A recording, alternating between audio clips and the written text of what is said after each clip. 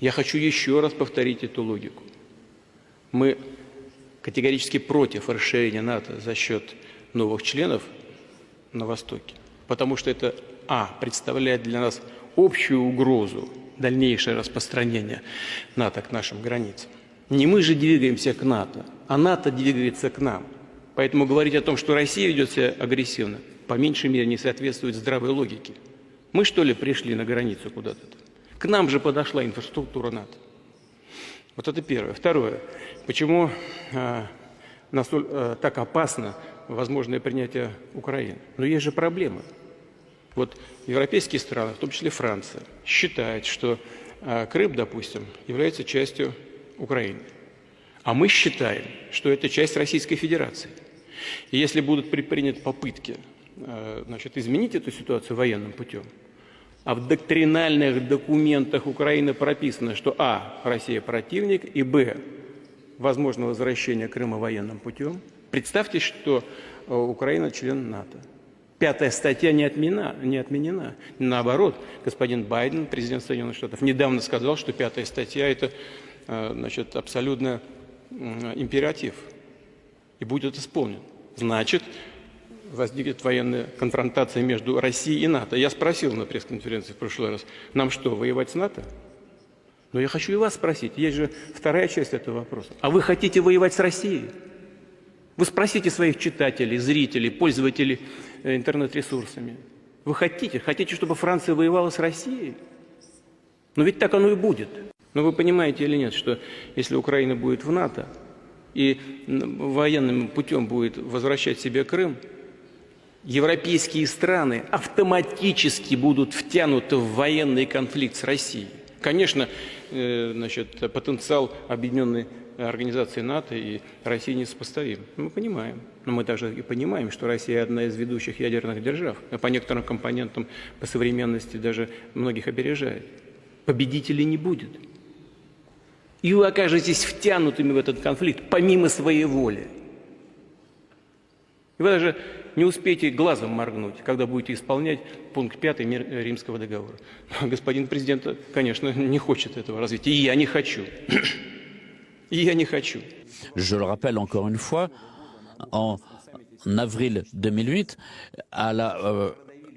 au sommet de Bucarest, les États-Unis avaient dit que l'Ukraine et la Géorgie pourraient devenir membres de l'OTAN. Avril 2008, Vladimir Poutine arrive à Bucarest en Roumanie pour assister au premier sommet OTAN-Russie. En principe, le sommet de la détente. Mais c'est là que tout a commencé à mal tourner pour le président russe. Car l'OTAN vient d'annoncer qu'après la Croatie et l'Albanie, l'Ukraine et la Géorgie deviendront membres. Mais pas tout de suite. Membership Action Plan is the next step for Ukraine and Georgia on their direct way to membership. C'en est trop pour Vladimir Poutine. Il est de mauvaise humeur, mais il se retient. Alors que George W. Bush, lui, est visiblement joyeux. Pourtant, le président russe lui a déjà dit « George, vous devez comprendre que l'Ukraine n'est même pas un vrai pays. » L'apparition d'un bloc puissant à nos frontières sera considérée en Russie comme une menace directe contre notre sécurité. Et l'Union européenne et l'OTAN comprenaient très très bien les perspectives. Nous avions été obligés de consentir à ce rôle de partenaire. Mais cette politique clairement anti-russe était de plus en plus manifestée. Et de plus en plus de pays de l'OTAN, certains, de plus en plus d'entre eux, étaient de plus en plus méfiants quant à l'adhésion de l'Ukraine. Et d'ailleurs, nos partenaires américains disaient « Ne vous inquiétez pas, ce ne sera pas demain ». On disait « D'accord, pas demain, mais après-demain ». Qu'est-ce que ça change dans la perspective historique? En fait, rien, ça ne change rien. De plus, nous connaissons la position de représentants américains qui disaient que les activités de l'Ukraine dans l'Est, sur le flanc Est de l'OTAN n'empêchent pas son adhésion et ça peut être très bon. On essaye de nous convaincre que c'est une alliance amicale et essentiellement défensive. Mais alors, tenons-nous-en aux paroles, mais on sait bien la réalité. en 1990, quand on parlait de la réunification allemande, il avait été promis qu'il n'y aurait pas d'extension de la présence militaire et de l'OTAN d'une manière générale, de pas un pouce à l'Est. Et on nous avait dit que la réunification de l'Allemagne ne conduirait pas à une extension de l'OTAN. C'est une citation. Et on a vu que tout ça était des promesses vaines. Et on a vu que d'abord les pays d'Europe centrale, leur adhésion à l'OTAN, on avait dit que ça pourrait abîmer les relations avec la Russie. Mais en fait, on nous avait dit au contraire que sans cela, il y aurait une sorte d'amitié entre la Russie et les pays d'Europe centrale. Et c'est exactement le contraire qui s'est passé. On a commencé à présenter la Russie comme une menace.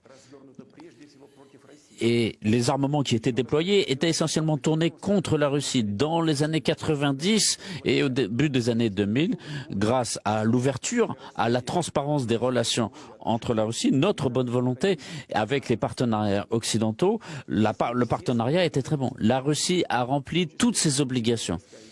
Notamment, elle a retiré toutes ses troupes d'Allemagne, d'Europe centrale et en cela, elle a apporté une contribution très importante pour surmonter l'héritage de la guerre froide. Et notamment, il y a eu l'établissement du Conseil Russie-OTAN.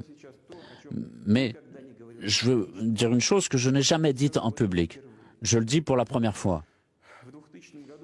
En 2000, lors du président Bill Clinton qui est entré en fonction, lors de sa visite à Moscou, je lui avais demandé comment les États-Unis considéraient l'entrée de la Russie dans l'OTAN. Je ne vais pas vous révéler tous les décrets de cette conversation. Mais la réponse était très retenue. Alors, quelle était réellement la position des États-Unis? On était presque à un pas. C'était un soutien prêt direct aux terroristes du Caucase du Nord. Ils avaient déjà décidé de sortir de l'OTAN, de sortir des accords conclus. On a envie de demander, mais pourquoi vous faites ça? Pourquoi vous faites tout cela? Bon, d'accord, si vous voulez pas voir en nous un pays, un allié, mais pourquoi de faire de nous un ennemi? Il n'y a qu'une seule réponse. C'est pas notre régime politique ou autre chose. Ils n'ont pas envie qu'il y ait un grand pays fort et puissant comme la Russie. C'est la réponse à toute la question. C'est cela. C'est la source de la politique américaine vis-à-vis de la Russie. D'où les réponses à nos propositions en matière de sécurité européenne. Nous avons voir comment les pays européens ont empêché l'extension de l'OTAN à l'Est. En fait, ça a été une tromperie gigantesque, ils n'ont rien fait. En 1999, la Pologne, la République tchèque, la Hongrie. Ensuite, la Bulgarie, la Roumanie, en 2004, les pays baltes, plus l'Albanie, ensuite le Monténégro, ensuite la Macédoine du Nord. Le résultat, cette alliance militaire est arrivée aux frontières de la Russie. Et c'est une des raisons de la crise de la sécurité européenne. De la façon la plus négative, tout cela s'est manifesté sur les relations internationales. Ça a sapé la confiance réciproque. Et ces relations continuent de se dégrader, notamment sur le plan stratégique, avec notamment l'installation de la défense antimissile américaine en Pologne. On sait bien que les systèmes de lancement installés ici peuvent permettre le lancement de missiles de croisière Tomahawk et d'autres systèmes offensifs. Et les États-Unis cherchent à créer un nouveau missile de standard 6 qui peut être un missile antimissile et frapper des cibles terrestres ou des cibles universelles. Donc le potentiel militaire de l'OTAN ne cesse de se ne cesse de s'élargir et de se renforcer. Et donc, l'intégration de l'Ukraine ici dans l'OTAN, la question est déjà prédécidée. C'est simplement une question de temps.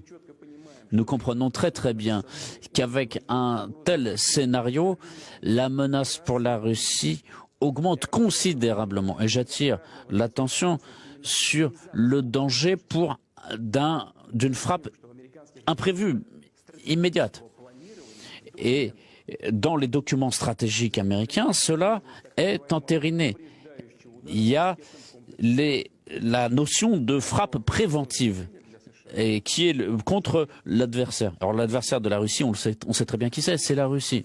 Dans les documents de l'OTAN, notre pays est officiellement, clairement déclaré comme la menace principale de la sécurité euro-atlantique. Et le champ de bataille choisi pour cela, c'est l'Ukraine.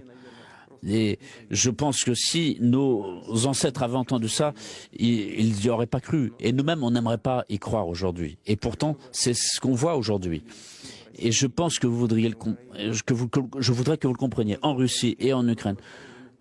Je sais que beaucoup de bases ukrainiennes sont situées à proximité de nos frontières. Il y a là l'aviation tactique de l'OTAN qui est sur place et qui peut frapper des villes comme Astrakhan, Volgograd, Voronezh. Donc il y a des moyens de reconnaissance aérienne qui sont très très près, qui permettent de contrôler toute la Russie jusqu'à l'Oural. Et toutes les armes offensives qui peuvent être installées de portée intermédiaire et basées à terre peuvent être installées ici, et notamment des missiles balistiques qui peuvent frapper des cibles situées à plus de 5000 km.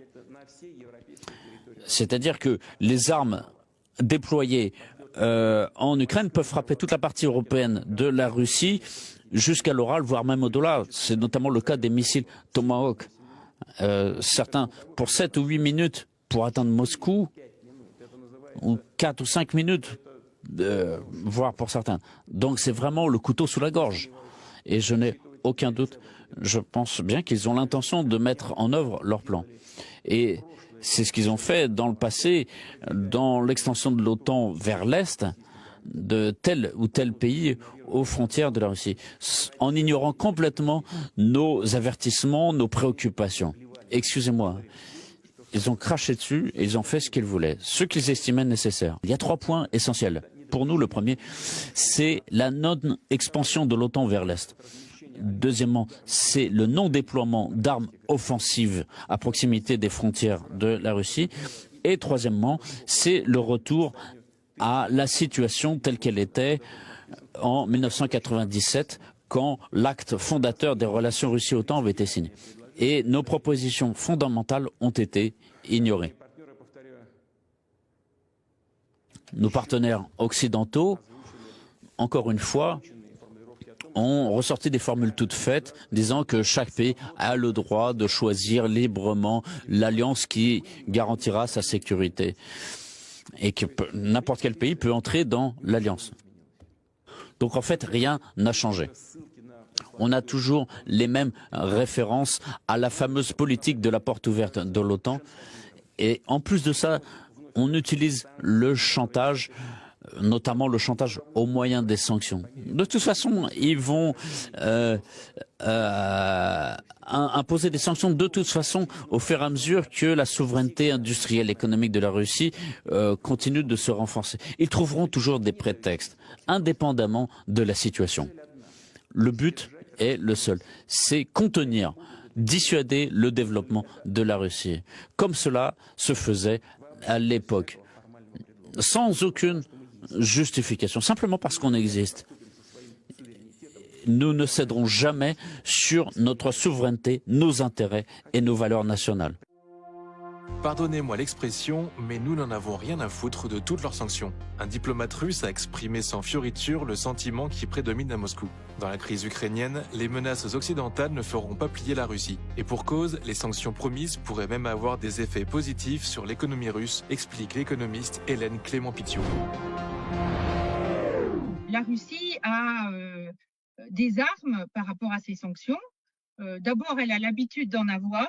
Et l'expérience qu'on a eue précédemment, c'est qu'un pays comme la Russie n'est pas atteint par les sanctions. C'est un pays qui a énormément de ressources, qui a énormément de ressources humaines et qui a une capacité de réaction et d'anticiper. On ne peut pas appliquer le même type de raisonnement qu'on applique habituellement pour des sanctions d'un petit pays. Vous voyez, vous pourrez la Turquie, peut-être même l'Iran ou l'Irak, vous pouvez les atteindre par des sanctions éventuellement, mais pas un pays comme la Russie, surtout avec les alliés dont elle dispose.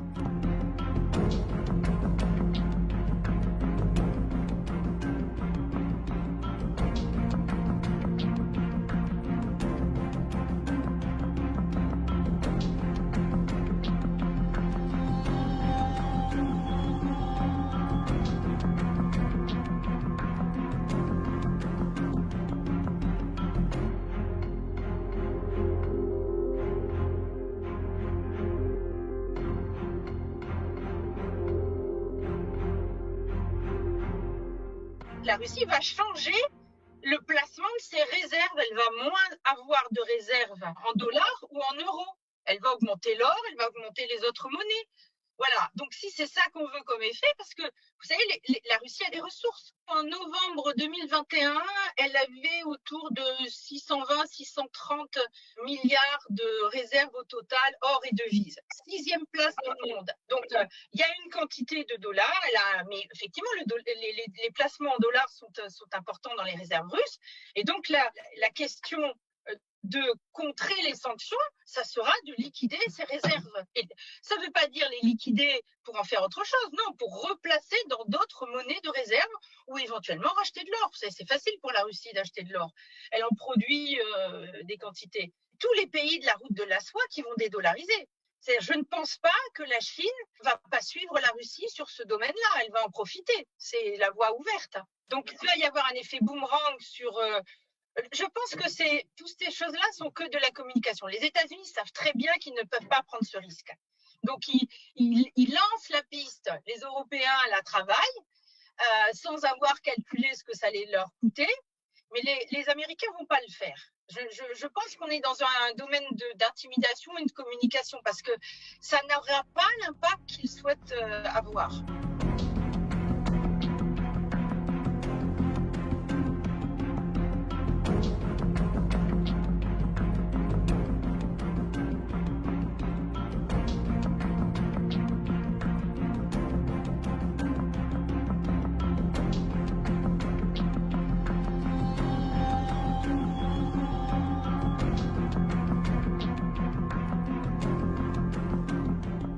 Le PIB russe, à l'heure actuelle, est diversifié.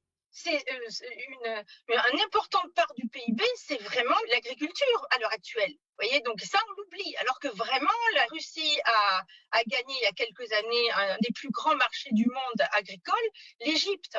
Donc, en matière énergétique, elle a aussi énormément de clients. Sur la route de la soie, il y a des quantités de pays qui n'ont pas tous des hydrocarbures, et la Chine en premier. Je veux dire, elle signe en permanence des accords et des contrats avec la Chine d'approvisionnement.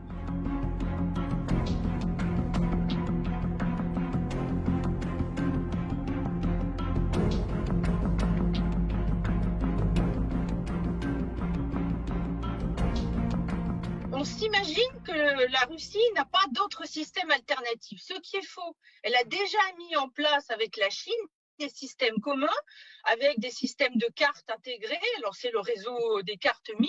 Donc, d'un point de vue fonctionnel, la Russie, la Chine, les pays d'Eurasie, et vous savez, les pays de la route de la soie, il y en a, je crois, plus de 140. Ça fait beaucoup de monde. La Russie n'est pas du tout isolée. Donc, elle peut très bien faire face à un débranchage de SWIFT. Qu'est-ce que ça va gêner? Ça va gêner qui? Ça va gêner les institutions financières occidentales.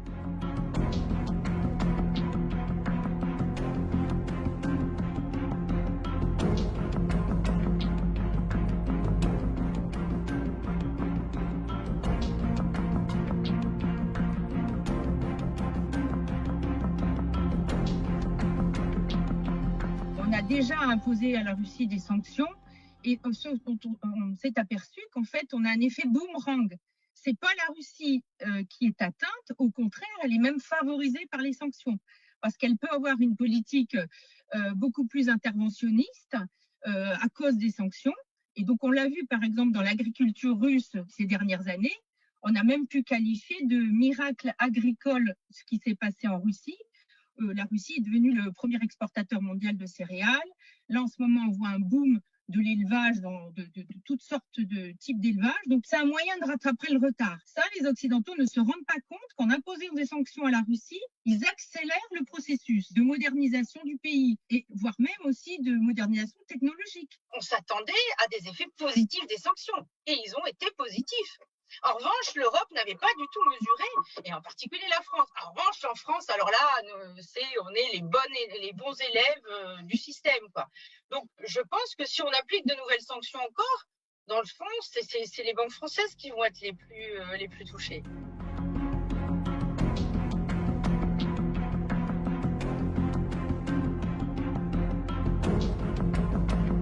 Au final, le boomerang, ça va retomber sur les Occidentaux. Parce que qu'est-ce qui va se passer? On va accélérer la dédollarisation de l'économie mondiale. Alors, est-ce que c'est ça que les Occidentaux veulent ou pas? Mais en tout cas, le résultat de futures sanctions éventuelles via SWIFT, via le pétrole, le gaz, ça aboutira à ça. C'est vraiment tout ce qu'il ne faut pas pour l'Europe, quoi. Donc, je vous dirais que les sanctions, ce n'est pas un problème pour la Russie, mais c'est un problème pour l'Europe. Est-ce qu'on a mesuré ce que ça va nous faire? Je ne crois pas, parce qu'on a déjà eu l'expérience de sanctions et personne n'avait travaillé en Europe pour savoir quel allait être l'effet boomerang.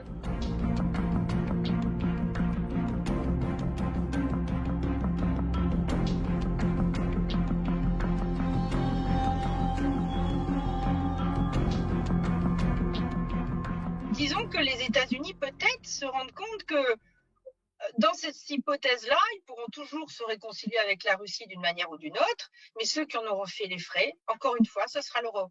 Ces sanctions peuvent être évolutives, elles peuvent être graduelles. Bruno Le Maire, le ministre de l'économie, a lui aussi insisté sur le fait que des sanctions infiniment plus pénalisantes aux intérêts du peuple russe et de l'économie russe pourraient être appliquées. Alors David, comment réagit la Russie après ces sanctions ? Alors ce qu'on peut dire, c'est que des voix russes ont jugé ces mesures modestes par rapport à ce qui avait été préparé, par rapport à ce qui avait été annoncé. Et puis surtout, la Russie s'est préparée à ces sanctions. Le pays a accumulé près de 640 milliards de dollars dans ses réserves de change, c'est-à-dire des avoirs en devises étrangères et en or détenus par la Banque centrale russe, et 183 milliards en fonds souverains pour y faire face. Malgré ça, vous l'avez dit en début de journal, le Kremlin a promis une riposte douloureuse et forte à ces sanctions, via un communiqué publié par le ministère des Affaires étrangères russe. Cette riposte, elle vise surtout celle annoncée par les États-Unis et par Joe Biden indirectement.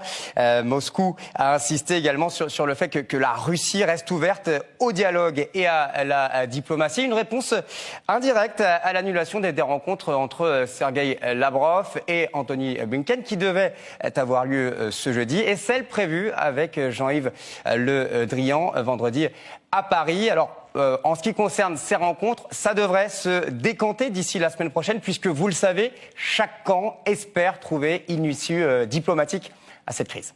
Mais c'est pas quelques personnalités qui va impacter l'économie russe. Il faut jamais oublier qu'en termes de géostratégie, la Russie c'est un sous-continent à elle toute seule, ce qui veut dire qu'elle a ses moyens d'une indépendance, et on l'a vu aussi qu'elle avait passé un accord stratégique avec la Chine. Oui. Elle va faire des transactions commerciales entre la Chine assez phénoménales, mais qui ne seront pas libellées en dollars, ce qui fait que finalement le fait de leur interdire d'avoir accès à certains marchés de capitaux tels que le système SWIFT, ça ne va pas véritablement les handicapés. On peut imaginer des moyens, mais fondamentalement, c'est un fantasme. Sanctionner la Russie, c'est d'abord nous sanctionner nous-mêmes, et c'est l'assurance de renforcer l'axe Moscou-Pékin. La Chine viendra en aide à tous les freins économiques que l'on pourra imposer.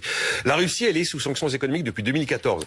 Ça nous a, nous, déjà coûté pas mal de parts de marché dans l'agroalimentaire, et on se rend compte qu'à l'inverse, en Russie, ça a dynamisé certains secteurs, notamment le secteur agricole, et la Russie est devenue, grâce ou à cause de cet embargo, le premier exportateur mondial de blé. Ce ne serait pas le cas s'il n'y avait pas eu ces sanctions. Mais imaginons que l'Europe et les États-Unis activent des sanctions économiques contre la Russie.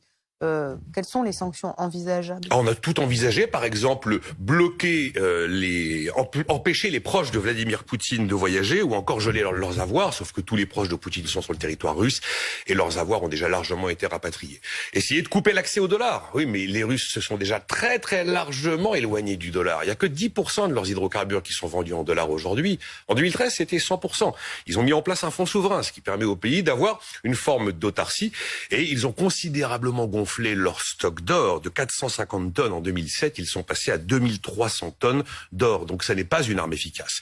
L'arme nucléaire, ce serait exclure la Russie du système SWIFT, le système international de paiement par messagerie bancaire qui réunit 200 pays, 11 000 entreprises. Alors d'abord, ça pénaliserait considérablement les entreprises européennes qui sont en Russie, 500 entreprises françaises tout de même présentes sur le territoire russe. À l'intérieur, ça n'aurait pas d'effet parce que les Russes ont un propre système de paiement interne et à l'extérieur, ils reviendraient à des méthodes beaucoup plus artisanales de paiement. On a imaginé qu'on pouvait stopper le projet de gazoduc Nord Stream 2. Oui, pourquoi pas, effectivement. Mais la victime finale de cette histoire, ce sera l'Allemagne. D'autres nous disent, on va faire un embargo technologique. Mais là encore, si on fait ça, on a l'assurance de voir la Chine arriver au secours de la Russie. Et on imagine qu'un pays puissant comme la Russie ne resterait pas inactif en cas de sanctions. Que se passerait-il? Quelles mesures de rétorsion pourraient-ils activer? Évidemment, les Russes pourraient nous couper le gaz. Ils ne l'ont jamais fait, même dans les pires moments de la guerre froide. Mais 40% du gaz consommé par les Européens vient de Russie et ça fissurerait le front européen, car la première victime de l'absence de gaz russe serait l'Allemagne, qui du coup ne suivrait plus la France. Et puis, ils peuvent aussi freiner ou stopper les exportations de blé, même si on n'est pas directement dépendant du blé russe. On sait qu'automatiquement, quand on est premier exportateur mondial, ça provoquerait une explosion mondiale des prix du blé. Voilà. L'histoire prouve que les sanctions économiques, qu'est-ce que ça fait? Vous faites de la pénurie, vous faites de l'inflation, vous pénalisez les populations, mais généralement les effets politiques sont faibles. On va parler de la riposte occidentale, de ces sanctions annoncées aujourd'hui, que ce soit par l'Union européenne, par les États-Unis ou par le Royaume-Uni. Tous ces pays ont promis donc des sanctions économiques et financières contre la Russie. Nelson Géten, vous vous êtes penché, vous, sur ces sanctions dans le détail. Est-ce qu'elles peuvent être efficaces et faire très mal à l'économie russe, comme l'a dit tout à l'heure Jean-Yves Le Drian? En fait, tout ce qu'on peut dire, c'est que c'est un premier degré de sanctions. Elles sont assez fermes, mais les Russes s'y étaient préparés. Pour être clair, il y a 3 cibles. La première, ce sont les banques russes. Joe Biden a annoncé que 2 banques ne pourront plus se financer auprès des établissements financiers occidentaux. C'est un coup dur pour la finance russe, mais c'était déjà le cas pour certaines autres banques en 2014. Et cette décision-là, elle était attendue, donc les banques russes ont eu le temps de se préparer. Comment les Russes se sont préparés pendant ces 7 années ? Ils ont rapatrié leurs capitaux. Donc il y a eu un nombre important de capitaux qui étaient détenus par des banques ou par différentes personnes morales à l'extérieur du territoire russe qui ont été rapatriés. Voilà, un chiffre qui illustre le rapatriement de capitaux. Regardez, en décembre 2021, donc en un mois, les banques russes ont réimporté 5 milliards de devises étrangères. En décembre 2020, un an avant, c'était 2,65 milliards, quasiment la moitié. Donc ça s'est vraiment accéléré. Ce qui s'est aussi accéléré, ce sont les relations avec la Chine. Le deuxième point, c'est un rapprochement stratégique avec la Chine, parce que dans l'hypothèse où ce qui est à l'étude, par exemple, les marchés de capitaux européens, et américains et britanniques seraient ou seront fermés aux banques russes et à d'autres acteurs économiques russes, il va falloir trouver des ressources ailleurs. Donc stratégiquement, un réalignement avec la Chine pour essayer de trouver des fonds. Ce soir, Nelson, Joe Biden a également évoqué les sanctions sur le financement de la dette russe. Qu'est-ce que ça veut dire? Effectivement, la Russie est un pays très peu endetté. En fait, ça veut dire que si les Russes veulent refinancer de la dette, ils peuvent s'adresser à des pays occidentaux. Là, ils ne pourront plus le faire. Mais s'ils avaient une dette importante, ce serait grave. Là, regardez, la dette russe correspond à 17,5% du PIB. Ce qui est assez peu. En France, la dette publique, elle s'élève à 115% du PIB. Et alors, troisième cible de ces sanctions, ce sont les oligarques, les milliardaires russes qui sont proches du pouvoir. Oui, les Occidentaux veulent les toucher eux aussi durement au portefeuille. Donc les oligarques, les États-Unis en ont parlé. Les Européens, eux, parlent de certains députés. En gros, ils veulent geler leurs avoirs, c'est-à-dire que les comptes bancaires à l'étranger et les avoirs financiers sont bloqués. Cette technique, elle avait aussi été utilisée en 2014 lors de la première guerre du Donbass, mais elle avait montré ses limites. Ce sont des gens qui sont très riches, qui ont beaucoup de capitaux à l'étranger, mais qui ont aussi beaucoup de marge de manœuvre, beaucoup de connaissances fines de différents mécanismes qu'ils peuvent utiliser pour se protéger. Donc malheureusement, on a envie, et très légitimement, de cibler les décideurs, les cercles dirigeants, et non pas le peuple russe. Et ce qui est clair, c'est qu'ils ont fait en sorte de se mettre à l'abri des gels d'avoirs décrétés par les pays occidentaux. Voilà, ils se sont mis à l'abri. Ce qui va peut-être plus les énerver, c'est qu'ils ne pourront plus se rendre dans les pays occidentaux, donc en Europe. Et ils aiment bien aller notamment skier dans les Alpes. Et ils ont beaucoup d'immobilier sur la Côte d'Azur, et ça, c'est pas négligeable. À quoi ça tient? Mais donc, quel type de sanctions pourrait vraiment faire plier Vladimir Poutine? Globalement, tout ce qui touche à l'énergie, c'est pour ça que la suspension de Nord Stream 2 a été un gros coup dur pour la Russie et donc un sacrifice pour les Allemands. L'économie russe, elle est totalement dépendante de l'énergie. C'est 30% du PIB entre le pétrole et le gaz. Le problème, c'est que qui achète cette énergie? Eh bien, c'est nous, les Européens. Donc, si des sanctions étaient prises, il pourrait y avoir un effet boomerang. Imposer des sanctions contre le secteur de l'énergie de manière globale en Russie, c'est prendre le risque d'une inflation des prix de l'énergie. Et pour les Américains, le risque boomerang, il est un petit peu différent. Le risque boomerang, il est surtout de voir un alignement Russie-Chine qui serait très dommageable par ailleurs à la politique commerciale agressive que les Chinois et les Américains se livrent depuis quelques années. Voilà, pour le moment, les Européens et les Américains sont sur la même longueur d'onde en termes de sanctions, mais ça pourrait ne pas durer. Je laisse le dernier mot de cette chronique. Il était avec nous hier soir à Gérard Haro, l'ancien ambassadeur de France aux États-Unis. Regardez, c'était sur ce plateau. Les sanctions, c'est vraiment un cache-sexe devant notre impuissance. Voilà, un cache-sexe devant notre impuissance. Armel Charrier, Bruno Jeudi, Alexandra Schwarzbrod, je vous livre cette citation-là, qui effectivement est encore plus valable peut-être ce soir, maintenant qu'on a les sanctions, qu'on connaît les sanctions. On voit que Nelson Jetten nous dit impact limité sans doute, un cache-sexe de notre impuissance. Mais c'est assez vrai, parce que la sanction économique, finalement, c'est la politique du lâche. Quelque part, ça nous évite d'avoir à prendre un geste politique fort, ça nous évite d'avoir un acte militaire à aller, de dire voilà ce qu'on va faire, etc. Et on se rend compte en règle générale que ça fait énormément de tort à la population. C'est le cas en Syrie, c'est le cas en Iran par exemple. Et que en plus, maintenant, le cache-sexe, il est bien identifié. Et c'est ça en fait ce que montrent les Russes, c'est qu'ils ont bien regardé ce qui s'est passé. Je vais juste faire un tout petit parallèle. Ouais. Les Iraniens ont par exemple 50 milliards bloqués et ils passent leur temps à aller les chercher parce que ça relance leur économie. Vous imaginez bien qu'à force d'avoir des situations comme ça, les uns les autres les observent. Donc petit à petit, eh bien, les Russes ont compris là où nous étions en fait lâches, donc là où nous avions une faiblesse. Alexandra. Et comme le disait très bien Jean-Pierre Raffarin, le problème aussi des sanctions, c'est que c'est l'impact que ça peut avoir en retour sur les pays d'Europe. Et on parle beaucoup, on voit bien que le problème du pouvoir d'achat, du prix de l'énergie est crucial pendant cette campagne électorale. Hein. C'est une des préoccupations principales des Français. On imagine bien si les prix de l'énergie flambent dans les mois qui viennent, l'impact que ça peut avoir en Europe sur les populations. On parlera des conséquences dans une seconde. D'abord, une précision, parce que ça fait partie de la riposte aujourd'hui, Armel Charrier. Nelson en parlait, on l'a évoqué rapidement. Nord Stream 2. Nord Stream 2, c'est un gazoduc qui fait plus de 1200 km. Qui a été créé entre la Russie pour apporter du gaz de la Russie vers l'Europe, c'est-à-dire vers l'Allemagne, en réalité. Et les Allemands, aujourd'hui, ont dit on arrête. Alors qu'il est construit, hein, ce gazoduc. Oui, que c'est vrai que jusqu'au bout, il y a eu des demandes pour que les Allemands ne le construisent pas, alors que 90% du gazoduc était construit. Donc, on a fermé les yeux sur les 10%. Ça montre aussi que les Allemands sont en discours avec les Américains.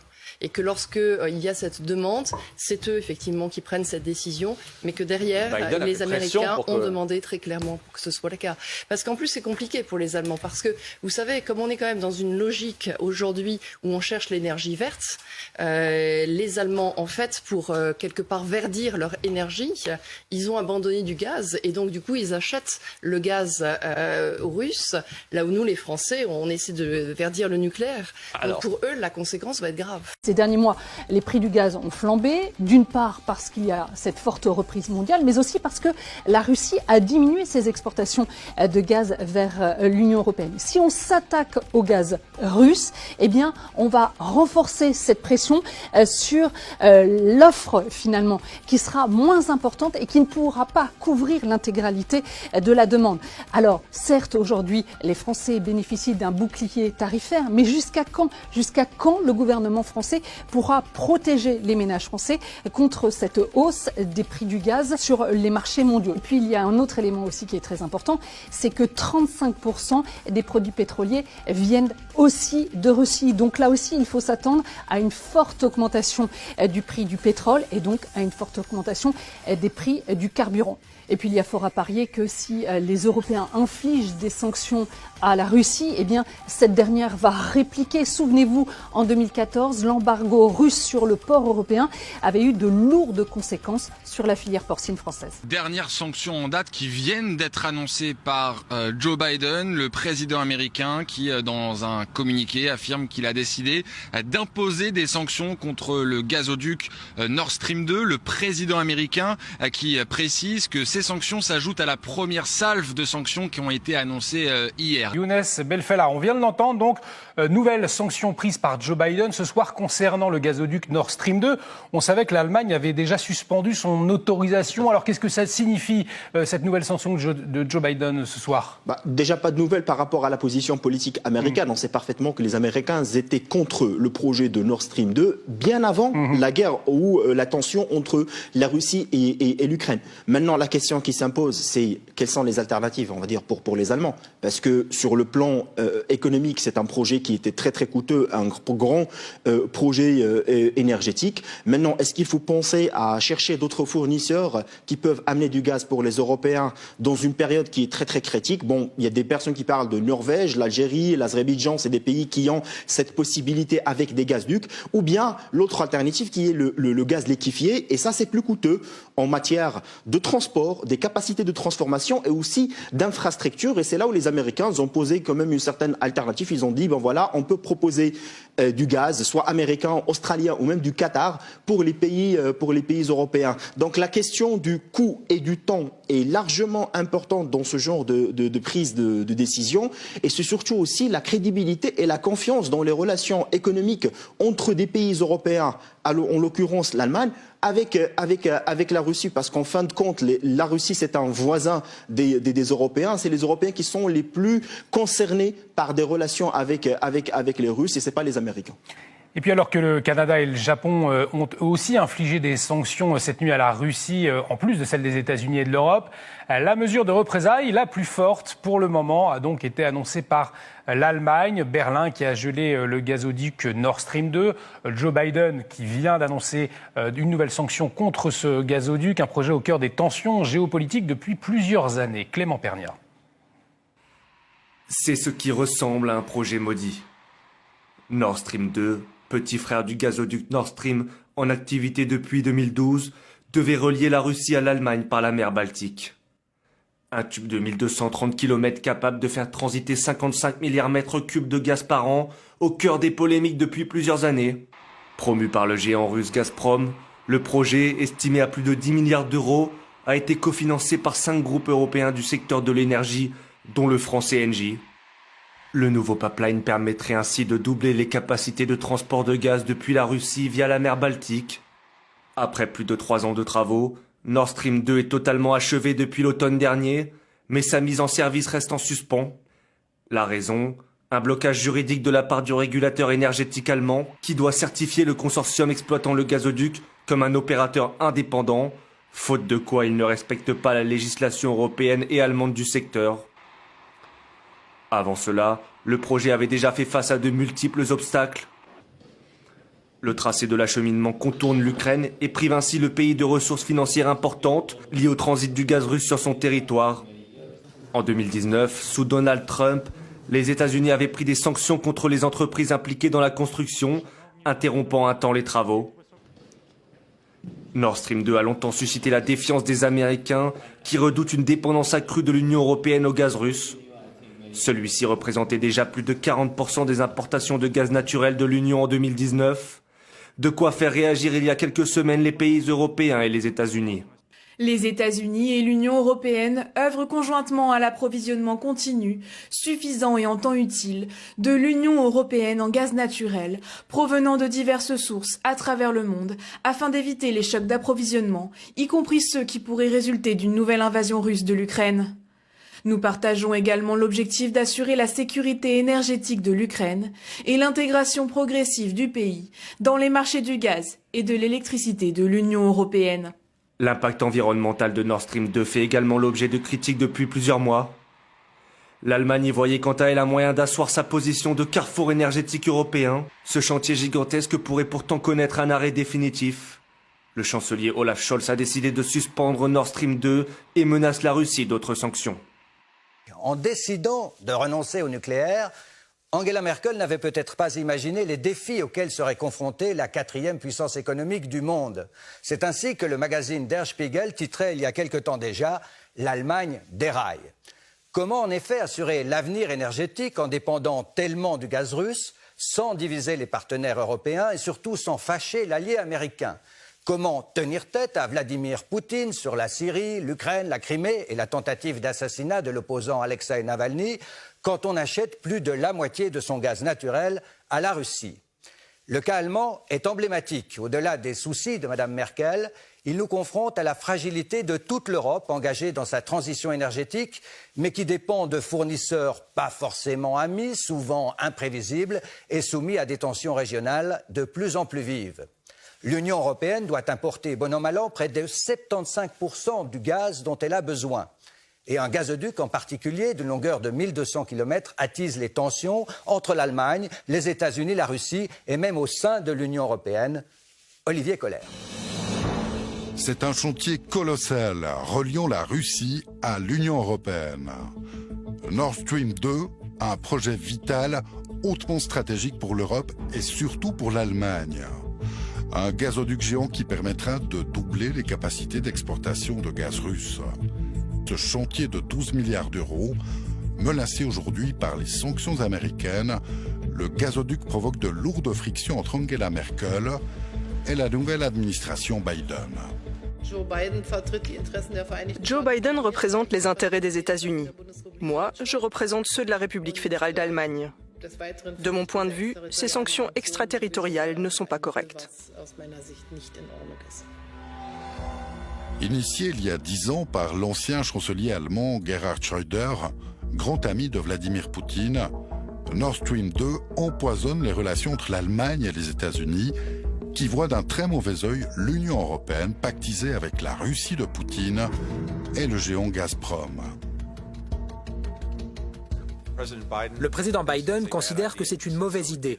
Il l'a dit à plusieurs reprises, je partage sa position. Cela viole les propres principes de sécurité énergétique de l'Union européenne. Cela met en péril la situation économique et stratégique de l'Ukraine et de la Pologne. Et donc il s'y oppose, nous nous y opposons et nous continuerons de le faire. La tentative d'empoisonnement de l'opposant russe Alexei Navalny a renforcé les tensions. Les pressions américaines menacent le gazoduc de la discorde qui contourne les pays baltes, la Pologne et l'Ukraine, privés de ressources vitales pour leurs économies. Au cœur de ce bras de fer au relent de guerre froide, l'Allemagne, soumise à une forte pression de ses alliés américains et européens, mais bien déterminée à mener à son terme le plus grand projet d'infrastructure jamais réalisé en Europe.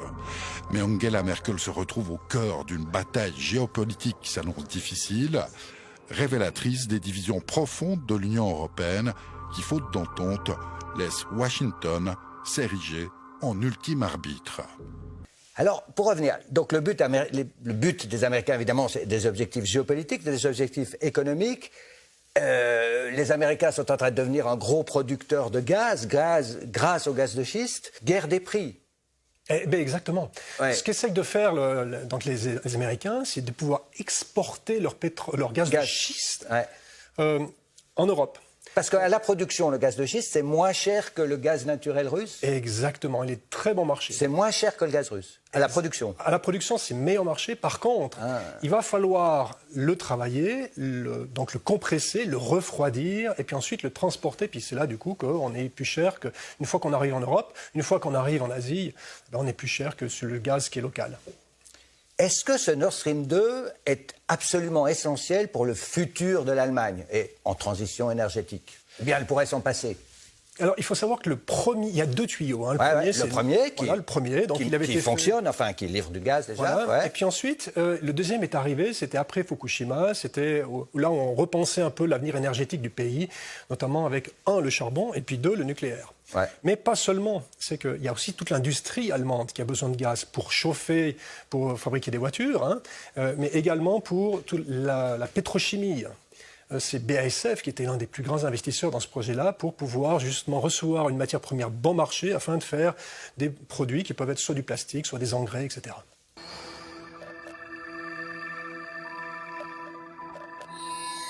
L'Europe est avide de gaz, elle en consomme beaucoup, à commencer par l'Allemagne. Berlin s'est engagé dans une transition énergétique à haut risque avec l'abandon du nucléaire et en misant sur les énergies renouvelables. Mais l'éolien et le solaire sont évidemment encore loin de se substituer au pétrole et au charbon. L'Union européenne ne produit que le 25% environ du gaz dont elle a besoin.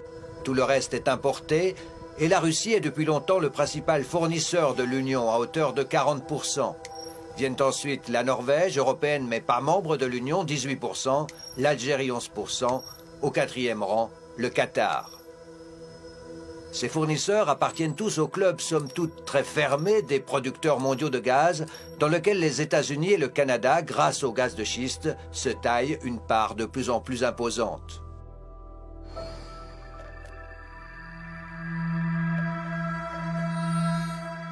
L'Europe a cette particularité d'être reliée à ses fournisseurs de gaz naturel par un impressionnant réseau de gazoducs. Parmi les principaux, le Nord Stream 1 et peut-être bientôt le 2. Les grands gazoducs historiques depuis la Sibérie vers l'Europe centrale, ceux de la mer du Nord, au sud depuis l'Algérie et la Libye vers l'Espagne, l'Italie et la France. Enfin, les gazoducs transanatoliens TANAP et transadriatiques TAP, et enfin le dernier né, le Turkish Stream et son prolongement vers les Balkans. Ce Turkish Stream, inauguré en grande pompe par Vladimir Poutine et le président turc Erdogan, conforte la position géostratégique de la Turquie face aux Européens. Et qu'on se le dise, le maître d'Ankara n'entend pas en rester là. Nous revendiquerons tous nos droits qui découlent des conventions internationales. Et nous sommes déterminés à remettre à sa place quiconque voudrait nous arrêter.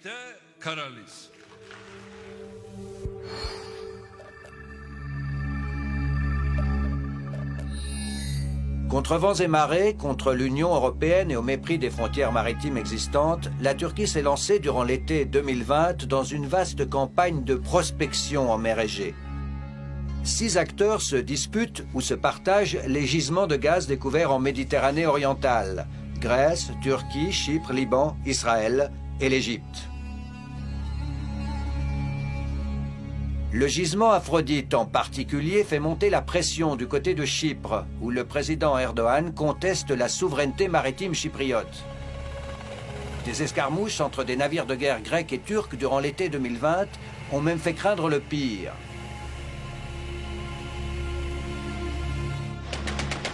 Le contentieux s'est encore élargi lorsque le président Erdogan s'est engagé militairement dans le conflit qui ravage la Libye. En échange de son appui au gouvernement de Tripoli, il a obtenu des droits d'exploration dans les eaux libyennes. Pour contrer ces velléités d'expansion, la République de Chypre, la Grèce et Israël ont fait alliance et lancé un projet de gazoduc long de 2000 km, baptisé EastMed. Ce gaz dont les économies européennes ont tant besoin risque encore de provoquer à l'avenir bien des étincelles. Commençons par là, Laurent Horvat. C'est ce foisonnement de gazoducs sur le flanc sud-est de l'Europe, avec une Turquie qui se trouve en situation de fermer les robinets, non? Oui, mais ce qui est absolument incroyable, c'est que pour l'Europe, la Turquie se trouve dans un endroit nulle part. En fait, c'est en bas à droite sur la carte. En fait, pour le gaz, c'est un endroit stratégique. En fait, ça devient le nœud européen pour le transport du gaz. Ouais. C'est incroyable le changement qui s'est effectué. Et puis, on peut dire que c'est même l'Europe qui s'est tiré une balle dans le pied. Parce qu'il y a quelques années en arrière, la Russie voulait contourner l'Ukraine en passant par le sud de l'Ukraine. Ouais. L'Europe a dit non, pas question.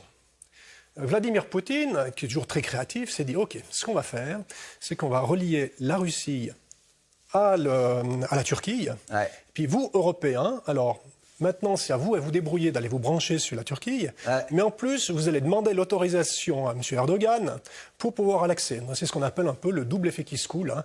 Un problème avec deux problèmes qui se font en une seule fois. Et la Turquie qui se retrouve au centre de ce jeu gazier. Et puis la Turquie aussi, président Erdogan, qui se lance dans des campagnes de prospection en Méditerranée. Il y a des tensions sérieuses quand même autour du gaz dans cette région. Alors, en fait, Erdogan a une option. Il peut dire, vous voulez du gaz? Oui, mais... Et puis là, dans les mais, il va avoir toute une liste de conditions. Alors les pays, en fait, plus vous êtes dépendant du gaz, plus vous allez accepter les conditions, et moins vous êtes dépendant, vous allez dire non, on va se passer de gaz.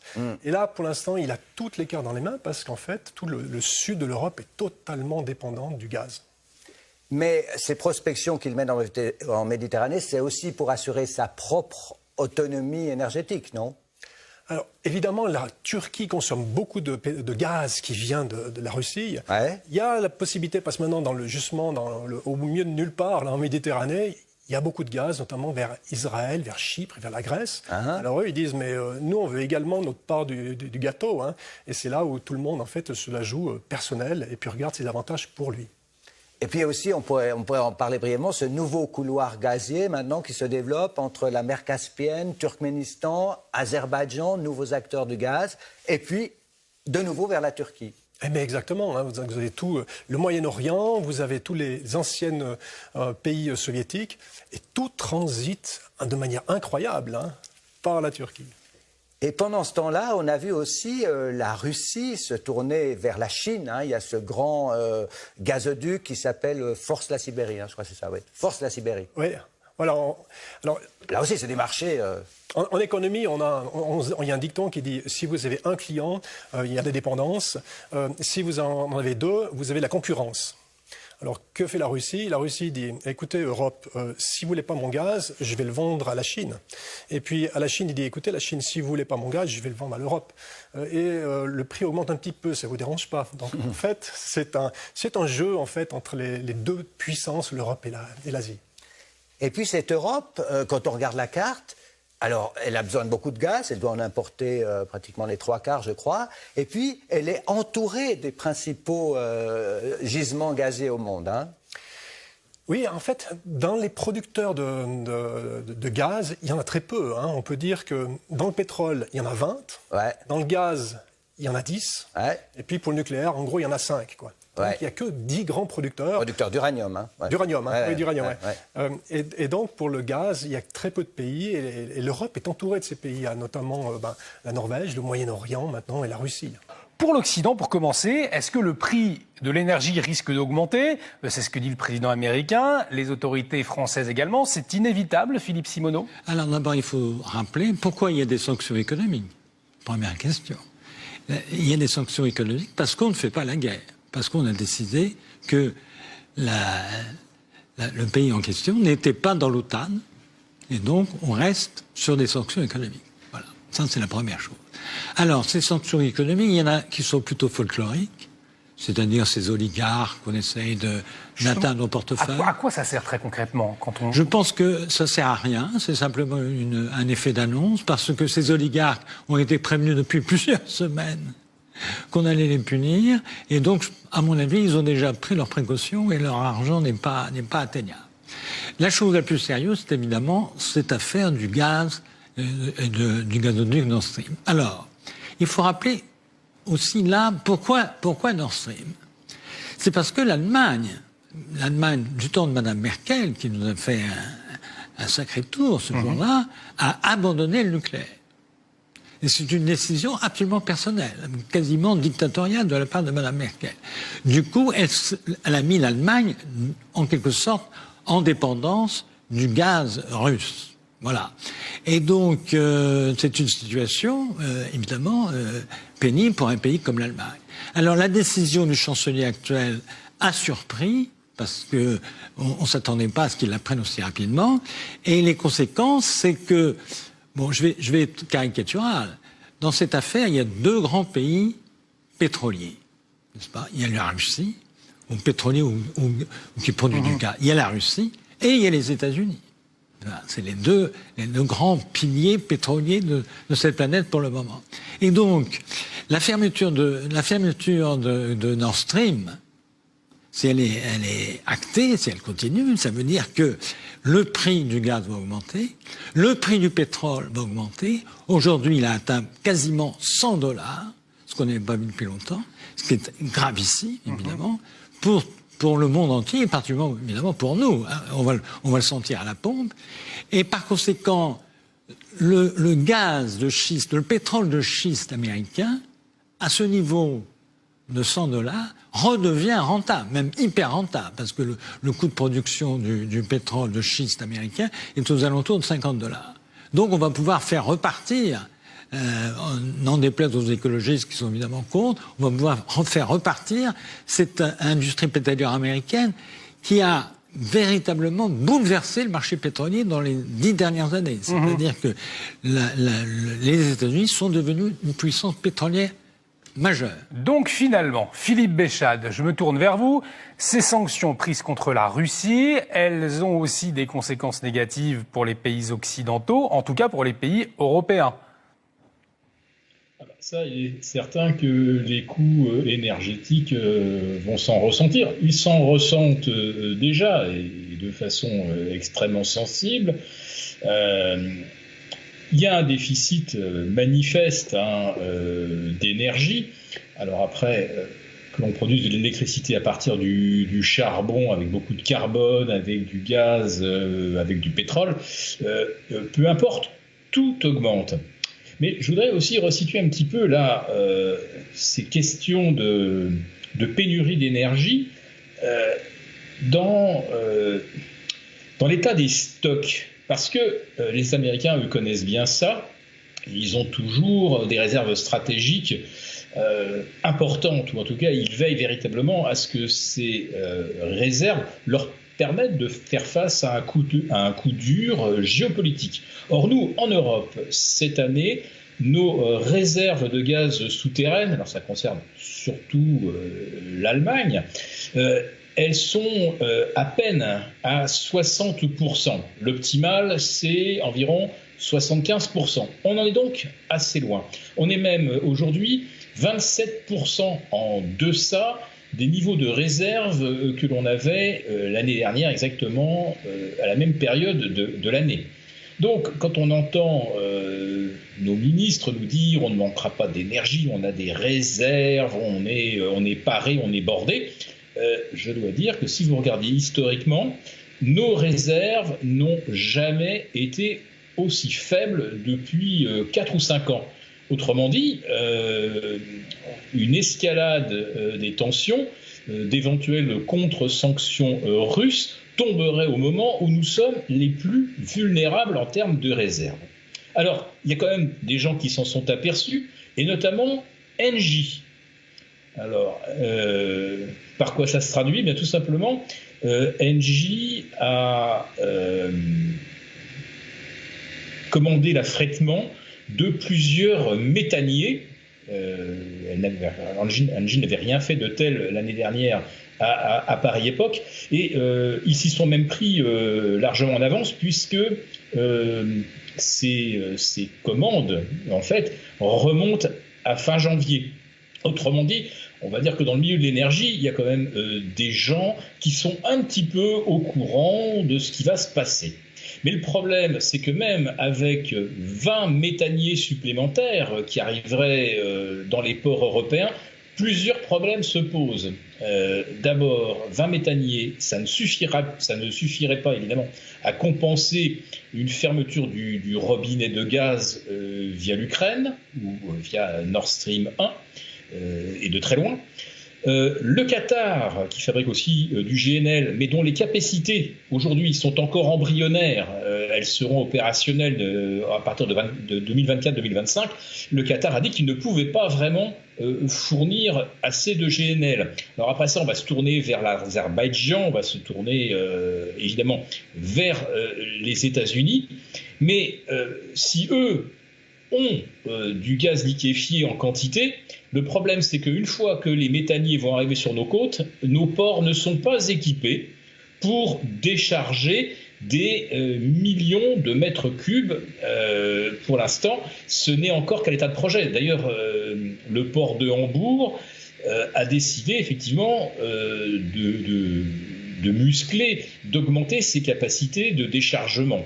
Donc vous voyez, plusieurs problèmes, c'est le fait que on n'a pas assez de GNL disponible proche de chez nous, c'est-à-dire Qatar, Azerbaïdjan et autres pays du Nord. On n'a pas les moyens de décharger suffisamment rapidement le gaz liquéfié et on n'a pas non plus assez de méthaniers. Voilà. Sur l'Europe, de toute façon, on voit bien qu'avec la Commission actuelle et les leaders européens actuels, elle est totalement alignée sur les intérêts américains et atlantiques. Et c'est incroyable de voir d'ailleurs, enfin, on hérite finalement d'une situation qui remonte à l'après-Seconde Guerre mondiale. Et on est en train de se tirer une balle dans le pied. Ça fait des années que... Mais l'Europe est sous pression, c'était un peu le sens de ma question. Oui, bien sûr, l'Europe est sous pression puisqu'il y a l'OTAN et puis puisque derrière, depuis Nord Stream 2, de toute façon, on le sait, les Américains ne veulent pas de ce gazoduc. Quand l'ambassadeur américain quitte Berlin, il exprime très clairement qu'il y aura des sanctions si jamais Berlin continue à vouloir ouvrir ce gazoduc.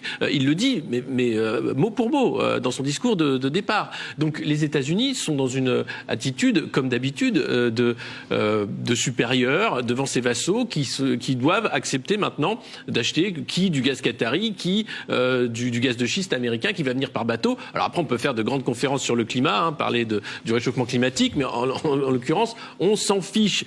L'idée, c'est de faire en sorte que jamais le bloc européen, l'Europe de l'Ouest, ne collabore avec l'Europe de l'Est, et la Russie en particulier. Parce que là, on aurait une Europe forte. Là, on aurait peut-être une Europe indépendante. Là, on aurait peut-être les moyens de cohabitation, de collaboration. France, votre réaction, est-ce que vous vous attendiez à l'annonce de Vladimir Poutine qui a lancé une intervention militaire dans le Donbass ? Bonjour. Non, je pense qu'effectivement, cette annonce a pris à peu près tout le monde de court, hein, parce qu'il suffit pour cela de voir la réaction en Occident pour comprendre que manifestement, le monde atlantiste ne s'attendait absolument pas du tout, en tout cas, à une réponse de cette ampleur. Il s'attendait à ce qu'il y ait ce qui avait été annoncé tout d'abord, un contingent de maintien de la paix pour sécuriser les territoires de Donetsk et Lugansk, hein, mais il ne s'attendait pas à ce qu'il y ait une opération de démilitarisation de l'Ukraine, de dénazification de l'Ukraine de grande ampleur, ainsi qui soit lancée ce matin très tôt. Et c'est assez significatif.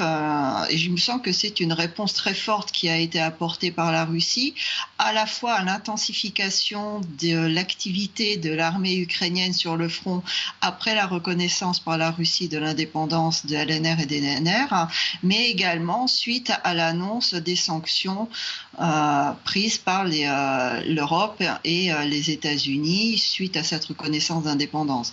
Et on voit aujourd'hui que manifestement, ils ne savent pas très bien comment réagir parce qu'ils annoncent des sanctions encore plus fortes, mais il est évident que la Russie n'est pas dans une logique commerçante, hein, elle n'est pas dans une logique économique, elle est dans une logique existentielle. Et les autorités européennes comprennent très bien que c'est effectivement un problème existentiel, mais pour eux aussi, qui se pose. Cette Union européenne qui est, comme vos invités l'ont justement dit, complètement impliquée dans une logique atlantiste qui n'a strictement rien d'européen finalement, se trouve dans une situation délicate parce que d'un côté, personne ne veut envoyer des soldats en Ukraine pour défendre les intérêts gaziers américains sur le terrain, puisqu'on va rappeler que quand même à la base c'est ça qui est l'enjeu réel derrière, et l'intérêt américain en Europe. Et la seule chose qu'ils puissent faire, c'est prendre des sanctions, sachant très bien que de toute manière c'est complètement inefficace. Alors, vous parliez des intérêts gaziers américains en Ukraine. On rappelle que le projet Nord Stream 2, qui a été suspendu par l'Allemagne, il permettait justement à la Russie de contourner l'Ukraine pour fournir en gaz une partie de l'Europe. Effectivement, ça fait des années que les États-Unis se battent contre l'Europe, non pas contre la Russie, mais contre l'Europe, pour que les pays européens refusent la construction du gazoduc et la mise en service de ce gazoduc. Il faut rappeler aussi que le problème de base de l'approvisionnement à travers l'Ukraine est que entre ce qui entrait de gaz à la frontière russo-ukrainienne et ce qui en sortait après entre les frontières européennes de l'Ukraine, il y avait une déperdition. Alors peut-être que le gaz s'évapore en Ukraine, mais ça commençait à poser de sérieuses difficultés. N'oublions pas aussi que l'Ukraine avait mis en place ce qu'ils appelaient des phénomènes de réverse, c'est-à-dire qu'officiellement ils récupéraient du gaz qui était envoyé vers l'Europe. Donc c'était un passage qui n'était pas fiable, et surtout après 2014, le problème avait commencé déjà dès 2004 avec la révolution orange à l'époque, et c'était sérieusement aggravé avec le temps, puisque la question du gaz était devenue une forme de chantage, de prise en otage des intérêts européens et des populations européennes pour faire pression sur la Russie. 55 milliards de mètres cubes de gaz par an. C'est ce qu'aurait pu envoyer la Russie à l'Europe grâce à ce gazoduc. Mais avec la suspension du projet par le chancelier allemand, les États membres vont devoir faire sans. On aura moins d'offres avec une demande tout aussi importante. On rappellera aujourd'hui qu'on est encore en plein hiver, et s'il fait très très froid, eh bien la demande sera beaucoup plus importante. Résultat, eh bien on aura une nouvelle flambée des prix du gaz. Et il n'y a pas que votre facture énergétique qui pourrait pâtir de cette crise diplomatique. La Russie est le deuxième exportateur mondial de pétrole. Si le pays décide de riposter face aux sanctions européennes, le prix de l'essence pourrait monter en flèche. Le pétrole est un produit financier, c'est un marché, c'est l'offre et la demande, c'est indexé au prix du gaz, et si on enlève de l'offre, c'est l'offre et la demande, plus on enlève d'offres, plus les prix montent. Les éleveurs, eux aussi, pourraient être touchés sur un autre terrain, le blé. Si la Russie stoppe ses exportations, ils perdraient alors leur principal fournisseur. Aujourd'hui, il arrive à être premier producteur et exportateur mondial de céréales. Par conséquent, ça va avoir un impact sur le coût de production, forcément, puisque, comme je vous rappelle, 75% du coût de production est l'alimentation, et l'alimentation du porc, c'est la céréale. Enfin, Vladimir Poutine pourrait mettre des bâtons dans les roues aux 500 entreprises françaises implantées dans son pays. Et direction on parle des sanctions économiques et financières maintenant qui pourraient se répercuter sur des centaines de sociétés françaises. Plus de 500 entreprises, dont 35 du CAC 40, sont actives en Russie, une activité importante puisque la France exporte près de 7 milliards d'euros par an vers la Russie, selon le ministre de l'économie Bruno Le Maire. La France est également le premier employeur étranger en Russie avec quelques 160 000 salariés, selon le ministère français de l'économie. Alors pour en parler d'un peu plus près, nous sommes en direct avec l'homme d'affaires Gilles Rémy, président du groupe Cifal. C'est un acteur dans l'accompagnement de groupes industriels français et européens en Russie. Gilles Rémy, bonsoir. Bonsoir. Merci d'avoir accepté notre invitation ce soir sur RT France. Alors, je le disais, vous êtes administrateur et président de plusieurs sociétés basées à Moscou. Après l'annonce des sanctions, est-ce que vous êtes inquiet aujourd'hui ? Si je vous disais le contraire, vous ne me croiriez pas. C'est sûr que il y a un décalage peut-être à Moscou, là où je me trouve, entre les milieux d'affaires qui sont un peu moroses, évidemment, et puis une population qui est... on retrouve pas l'état d'esprit de ce qu'on a pu connaître après la Crimée, mais disons une population qui considère que c'était inéluctable, et que les intérêts nationaux devaient prévaloir sur les éventuelles difficultés économiques qui pourraient arriver. Entreprises françaises qui sont sur place, il pourrait y avoir des conséquences justement des sanctions qui vont être infligées à la Russie ? Oui, alors il peut y avoir des conséquences. Alors je voudrais dire que déjà peut-être plus grave que les sanctions, c'est peut-être les contre-sanctions. C'est-à-dire que la Russie ne restera pas passive face à ce qui est quand même une mesure un comportement de cow-boy à l'international. Je vous rappelle quand même, et on oublie de le préciser, trop souvent, c'est que les sanctions ne peuvent être mises en place que par l'ONU. Ce que décident les États-Unis, ce que décide l'Union européenne ou la Grande-Bretagne, ce sont des mesures unilatérales qui sont contraires au droit international dont on se prévaut par ailleurs. Alors les contre-sanctions, ça peut être quoi ? On les a connues après la Crimée. Ça a été des contre-sanctions dans le domaine agricole. On ne trouve plus de produits agricoles, de fruits, de viande venus de France dans les magasins russes. Et donc, c'est peut-être ce qui est l'effet induit peut-être le plus inquiétant, parce que celui-là, on ne le connaît pas encore. Bruno Le Maire, lui, répète que dans la crise actuelle, les conséquences seront contenues, car l'économie française est peu exposée. C'est le cas selon vous ? Oui, alors il y a toujours dans ce discours qui n'est pas seulement très français, il y a à la fois une volonté de blesser et une volonté de minimiser. Volonté de blesser, c'est quand on dit mais finalement la Russie c'est pas grand-chose, c'est 1% des échanges internationaux, c'est le PIB de l'Espagne. C'est complètement faux. Le vrai critère du PIB, c'est le critère en parité de pouvoir d'achat. Et la Russie n'est pas un petit pays. La Russie, et surtout après 20 ans de développement économique, après avoir connu le pire dans les années 90, aujourd'hui, elle est sur ces critères devant la France et même devant l'Allemagne. Donc c'est un pays qui compte globalement et qui compte aussi dans certains secteurs. Aujourd'hui, premier exportateur de blé, et compte tenu des tensions sur les marchés des céréales, vous imaginez bien que la moindre difficulté qui serait portée aux capacités d'exportation de la Russie dans les céréales, par exemple, aurait des conséquences humanitaires dramatiques. Je pense au Moyen-Orient ou plus près à la Tunisie. Je pense aussi que la Russie est dans certains secteurs, que ce soit le nucléaire, que ce soit les métaux rares, etc., est un exportateur dont toutes nos économies ont besoin, y compris l'économie américaine. Et c'est peut-être pour ça que ces sanctions, avec un roulement de tambour, ne sont pas aussi fortes qu'on pouvait imaginer, et bon, même si elles peuvent être effectivement dosées dans le temps. On parle beaucoup du secteur énergétique dans cette crise. Il y a l'entreprise française Total Energy qui participe notamment à 2 projets visant à produire du gaz naturel liquéfié. Il y en a un qui doit démarrer en 2023, si mes informations sont bonnes. Ces projets, est-ce qu'ils peuvent être remis en cause, par exemple ? Non, je ne peux pas imaginer qu'ils soient remis en cause. C'est des décisions d'investissement qui ont été prises.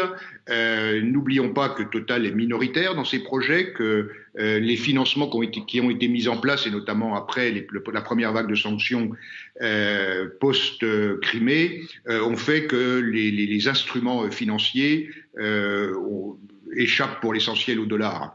Et donc, la question, c'est de savoir si Total s'engagera plus en Russie. Ils sont déjà très engagés et je ne peux pas imaginer, effectivement, qu'ils se désengagent. Il y a le groupe Renault, français aussi, important en Russie. Est-ce que, avec les sanctions et ses conséquences pour les populations, on peut imaginer une chute des ventes des voitures françaises en Russie, par exemple ? Oui, mais alors là, Renault est ici une entreprise russe. Ils produisent des voitures pour une population russe. Pour l'instant, sauf une petite exception, ils ne viennent pas inonder le marché français avec des productions à moindre coût en Russie. Et donc, effectivement, ils seront sensibles à l'évolution de la consommation et du marché automobile. Toute la question va être effectivement les effets de ces sanctions. Mais là encore, je pense que nos dirigeants en ont quand même un peu conscience. Les sanctions après la Crimée n'ont pas mis la Russie à genoux. Au contraire, elle s'est développée dans les secteurs qui étaient touchés par les sanctions. Je pense à l'agriculture. Et aujourd'hui, la Russie n'est pas celle même de 2014. Je crois que ça a été dit précédemment. La Russie est assise sur des réserves financières, des réserves de change considérables, plus de 600 milliards d'euros, un fonds souverain qui atteint les 200 milliards. La Russie est tout à fait en capacité de résister. Donc elle peut compter sur elle-même aussi, au fond, c'est ce que vous nous dites.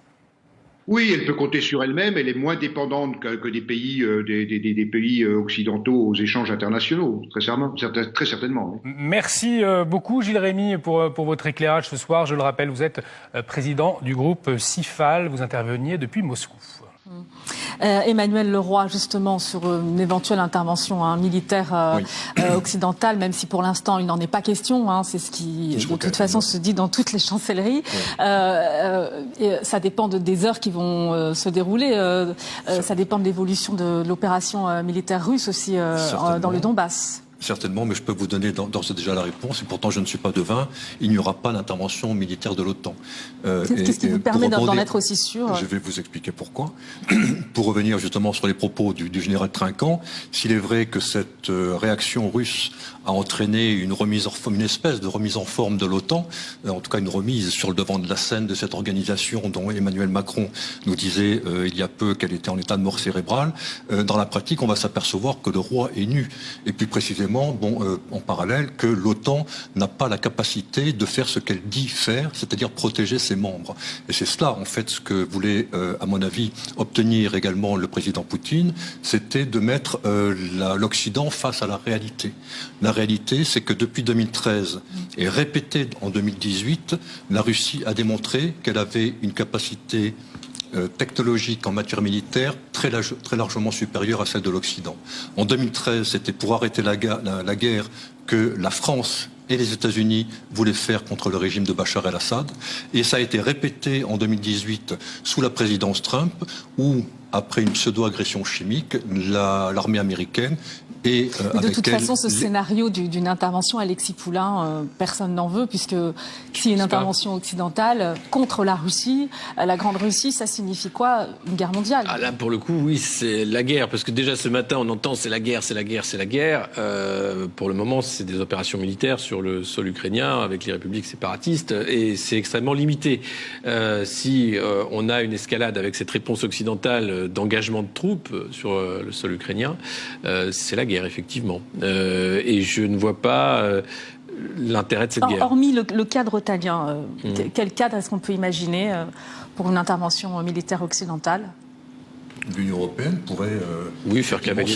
La défense militaire européenne. C'est pour ça que je vous dis qu'il n'y aura pas de guerre. Elle est loin d'être structurée. Il n'y aura pas de guerre parce que donc l'Occident n'est plus en capacité de faire la guerre. Si en Afrique, elle est capable de faire la guerre mal dans des pays comme le Mali, mais face à une force comme celle que représente aujourd'hui la Fédération de Russie, il n'y a pas de capacité occidentale pour réaliser cette guerre. Ça c'est clair. Ni européenne, ni américaine, ni ensemble. Je crois que c'est perdu d'avance.